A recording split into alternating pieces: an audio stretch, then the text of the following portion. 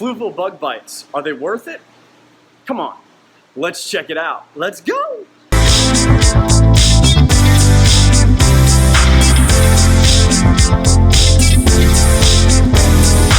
What's going on, cichlid fanatics? It's Jay Wilson and I'm getting over a cold, so I apologize. But today we are going to talk about Fluval Bug Bites.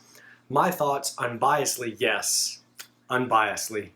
If I would use them, would I purchase them, or if I had a local fish store, or even my online store, would I carry them? Let's go. Alright folks, so I wanted to talk to you about bug bites.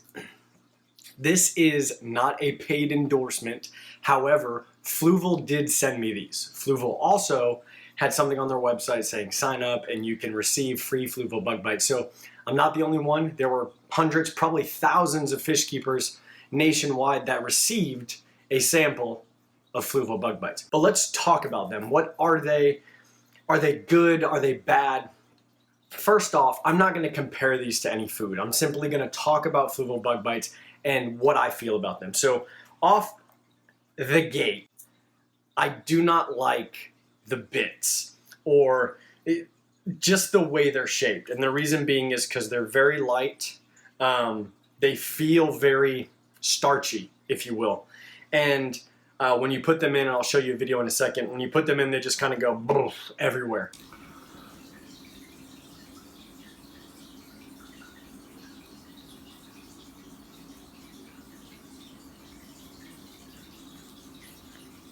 Not necessarily saying it's messy, but definitely goes everywhere, and it's going to require either a smaller tank, because if you have a large tank, this is going to suck. So outside of the texture, let me go over some ingredients.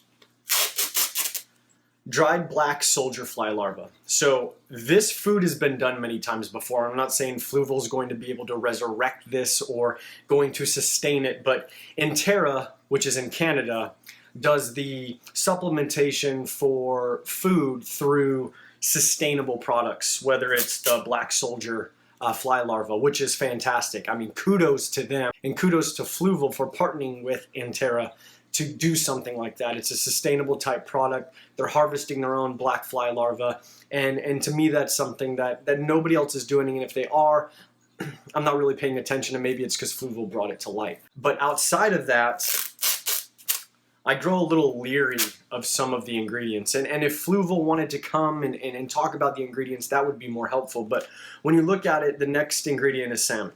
Awesome, salmon is a great ingredient, but I'd like to know, is it whole salmon? Is it what type of salmon is it? And then the next one is fish protein concentrate. FPC in the food world is something that requires chemicals to break it down to get it to that paste. So I don't like that process overall, just because of the sheer fact that you're taking something and you're utilizing chemicals to break it down to make it more concentrated, and then it becomes the paste, and then you're utilizing it in a food. And then outside of that, you got green peas, which, you know, to me, it's cheap. It could be used as a filler, but I think more importantly, it's being used because it's a very good vegetable for digestion, because right afterwards you have your potato and wheat. And so the wheat and potato, to me, I don't think the potato was added for anything other than a filler. It's very sugary. It's a complex carb. A fish may pick at it, but majority of the fish are going to have a tough time breaking it down. And the wheat is definitely a binder or some sort of filler as well. Other major fish food use wheat because it's a typical binder, and depending on how they're using it and how the process is broke down is kind of the way it plays out. So when I go over the ingredients, that's only one process. I don't know how they're making it in Terra and how they do the black soldier fly larva and how they procure that. But outside of that, I don't know what's going on with the salmon, the fish protein concentrate, and then the peas. Yeah, I'm down with it. But the potato, I just don't feel it. It's very sugary. And it's a good source of fiber, yes, but I just feel that the fish aren't going to process it the same way it would some other sort of fiber. Overall, I'm not a huge fan of Fluval Bug Bites. I would probably choose Omega-1 over Fluval Bug Bites if I had the choice. You already know where I would stand if I had the choice between Fluval Bug Bites and another brand. But I think it's a good effort. I don't think it's a home run. I think it's, depending on the price of where you're getting it, it could be pretty solid for you to pick this up.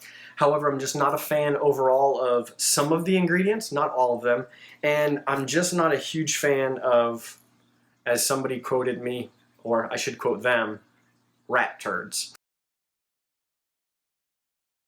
I just don't like the bits, the flakes. Smells good.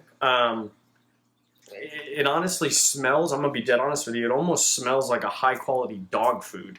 It doesn't have that fishy smell like any of the other brands would. Overall, I think Bug Bites is there. I think it's a resurrection of something that's been done multiple times. I think Intera does some great work out of Canada. And Hagen Corp, you know, Fluval, they do a good job of doing a lot of things, but maybe not food. And they're not making this, their name is just on it. So if you got a chance to try it, try it. I mean, I can't tell you not to try it. And if it's better on your pocket than any of the other brands, then absolutely go for it. But as for me, Bug Bites is not a thing. But thank you so much to Fluval for giving me the opportunity to try it. I fed it to the peacocks. We fed it for 3 weeks straight. I only used about a half a container of it. To me, fish eat everything. So as long as you're dropping food in there, they're going to eat it. And if your fish aren't eating something, there's a couple things. It could be the texture, it could be the size, or there could be something going on with your fish. So thank you so much for taking the time out to watch this video. Try Fluval Bug Bites. Don't take my opinion.